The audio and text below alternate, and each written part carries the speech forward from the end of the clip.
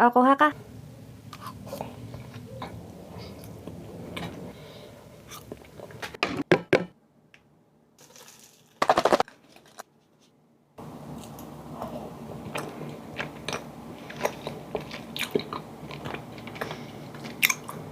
Grabe, ang daming nangyayari sa lasa. First bite.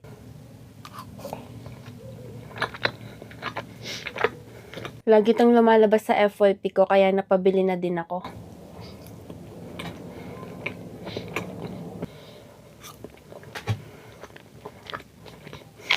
Pang healthy snacks na din siya.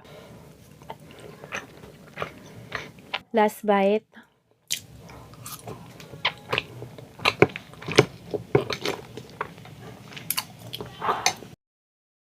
Chop yung mans ko abo yapo na yung matang motolo bubumpiyo sa let's go goods. Ano birthday muna tayo, let's go. Yan. Good, go. Go.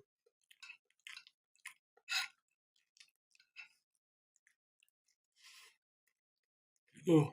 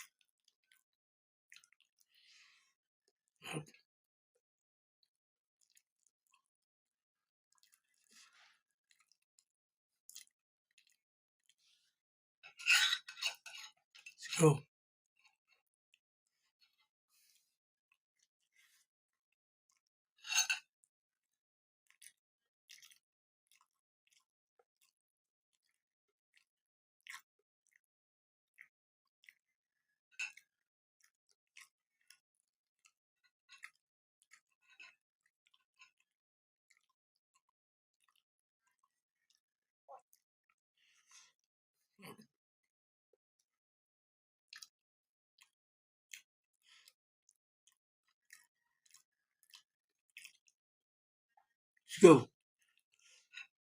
Good.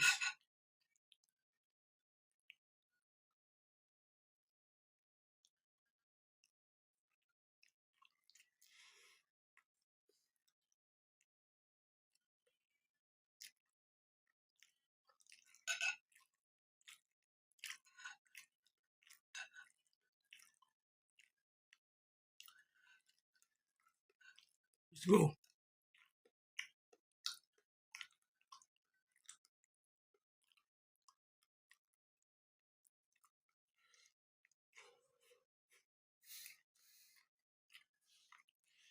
Up. Let's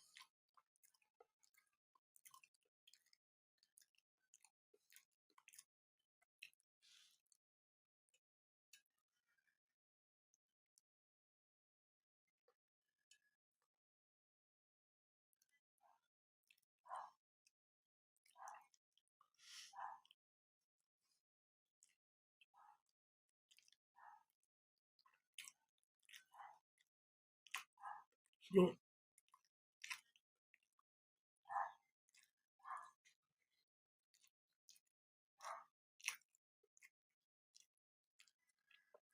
Good.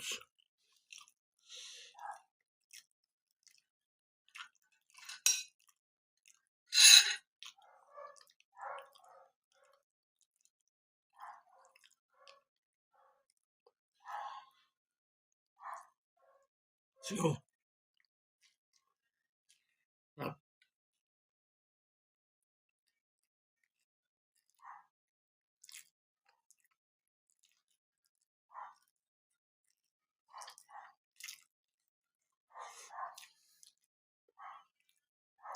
Go. Chop yung mans ko abo yapo na yung matang motolo bubumpiyo sa let's go. Goods. Let's go. Dito tayo sa Pasotes. Saging muna tayo. Let's go. So, banana Q. Yan. Let's go.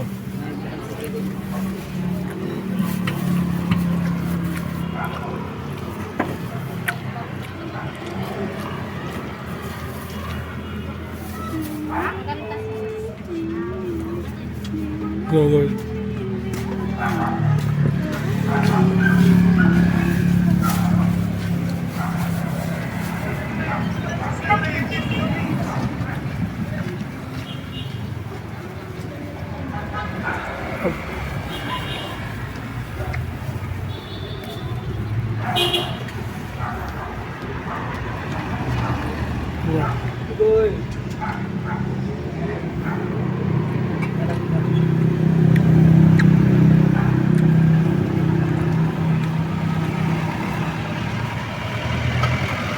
Good.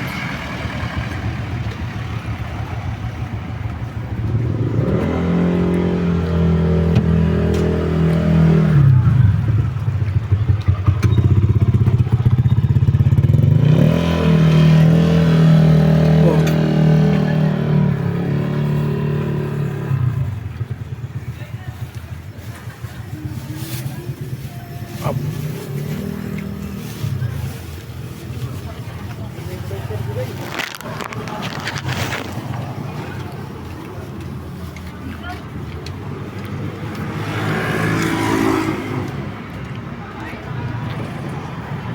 Go.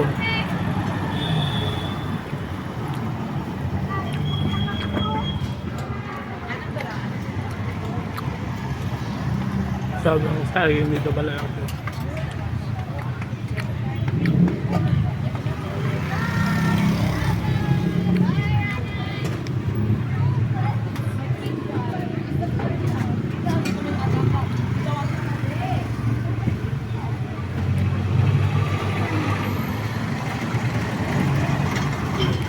Go.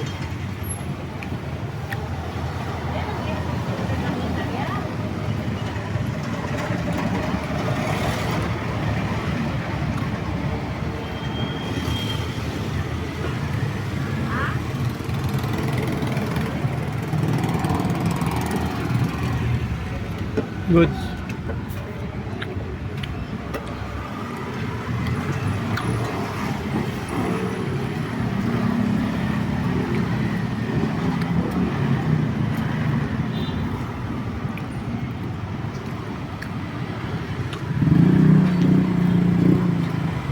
Go.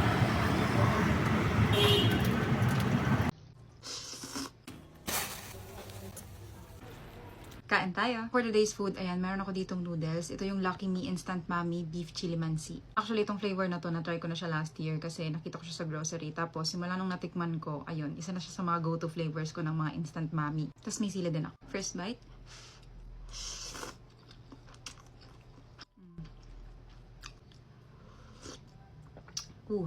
Sarap. Kayo rin ba ganun? Like, kahit malamig or mainit, gusto nyo ng sabaw?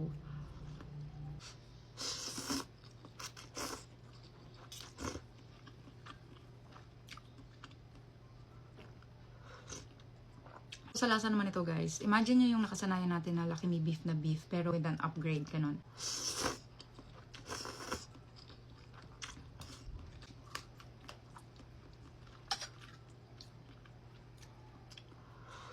Combination ng sili and calamansi dito sa sabaw. May konting asim siya and then a little bit of a spicy kick. Super swak yung lasa for me. Mahilig talaga ako sa chili calamansi na combo sa mga sabaw like nilaga, bulalo. Nakakatuwa kasi pati pala sa beef mommy, bagay siya.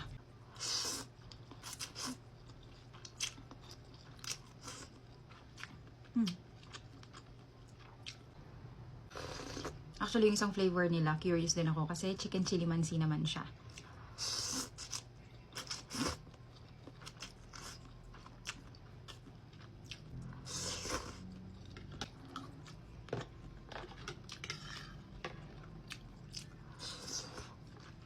So guys, if bet nyo na ng chili mansi sa sabaw o kaya curious kayo dun sa lasa, try nyo na rin to. Last bite.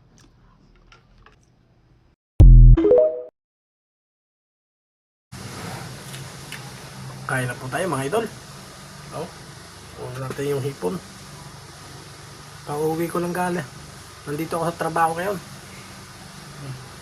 Kain tayo ng tanghalian. Sinigang na hipon.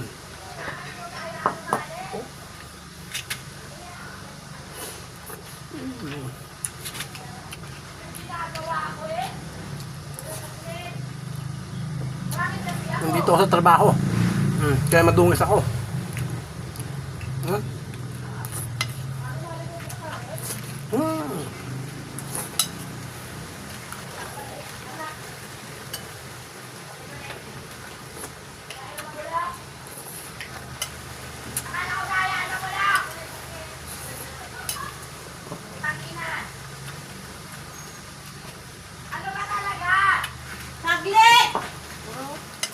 Tapang ah.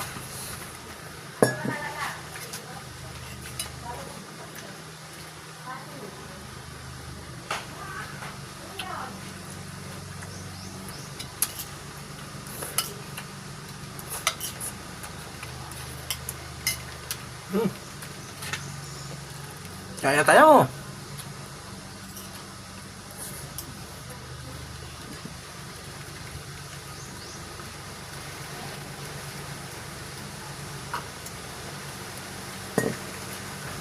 Dito sa trabaho ngayon.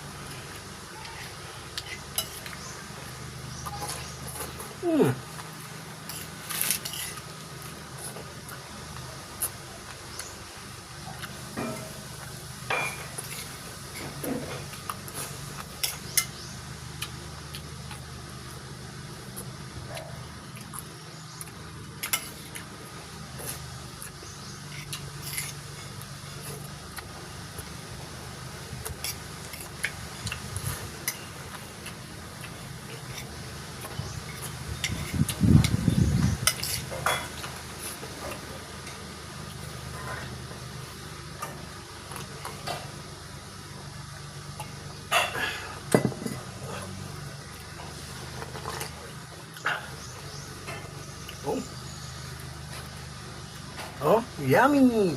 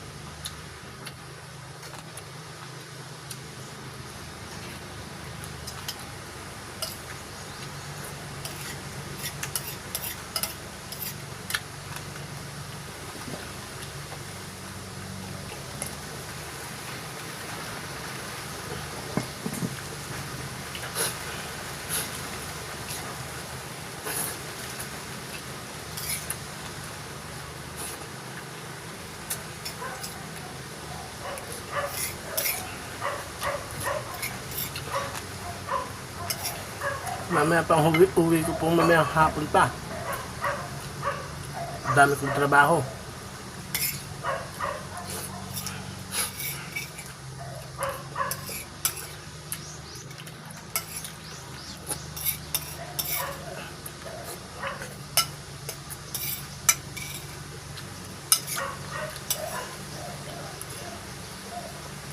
Hindi ako nakapagpalit ng diet guys. Wala akong diba na pamalit.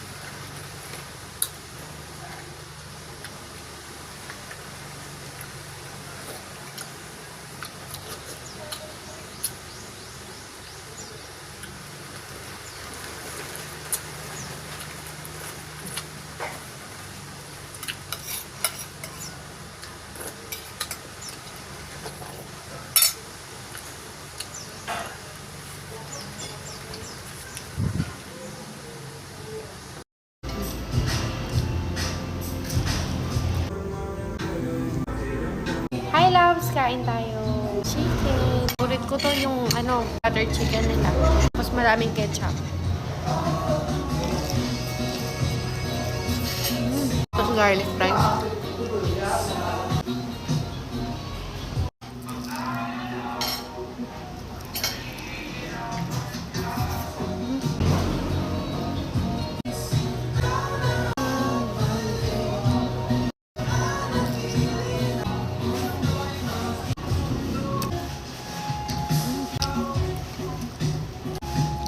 Chapsuy.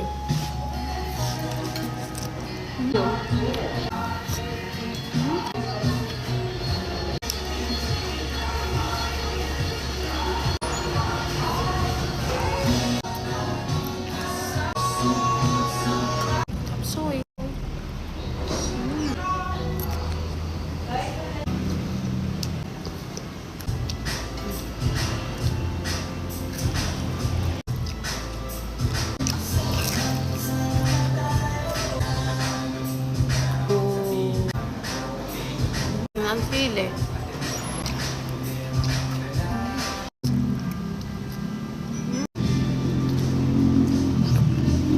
Sili. Comment nyo kung anong oras nyo ito napanood at kung taga-saan kayo, okay?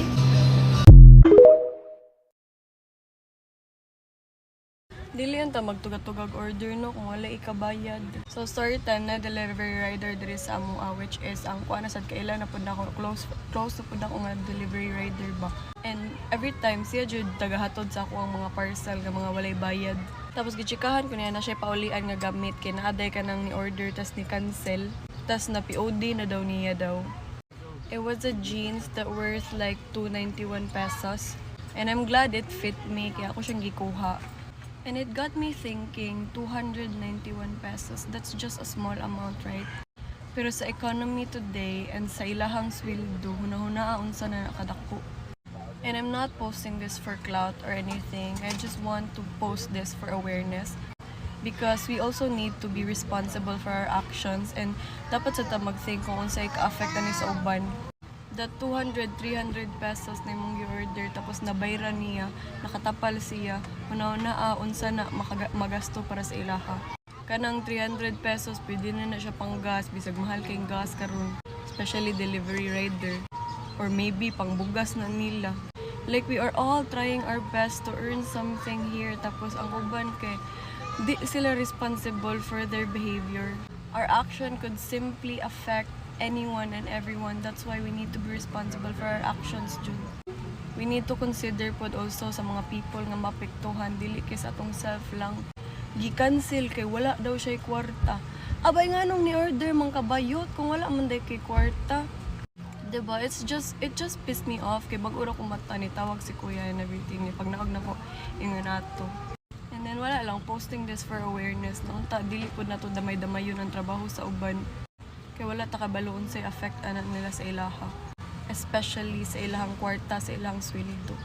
So everyone, please be responsible. Samot na sa online buying ninyo. Kaya everything we do could affect people. So just saying lang, kaya simple things for you might be big deal for them. Coco. Kain tayo mga tol. Ito yung kanina nating iniihaw pre. Pork barbecue at saka inihaw na hotdog. Tara pre, bilhin na natin to. Kuha tayo na ito. Tsaka na ito. Sakmal par. Maraming salamat po sa pagkain. Amen. Bilhin na natin ito.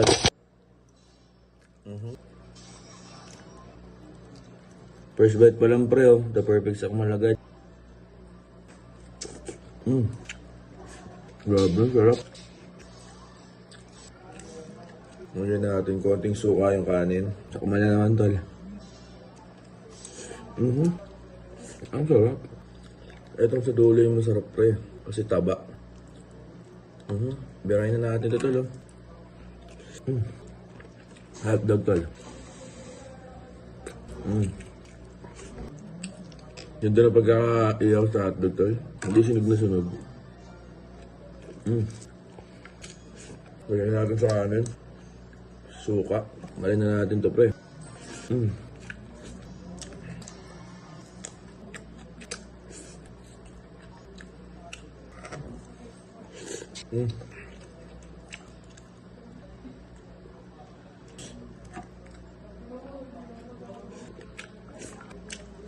Sarap pre. Busog ako. Solid par. Mabisa kain na din kayo. Spread love, spread good vibes, spread the kindness. Nakmahal.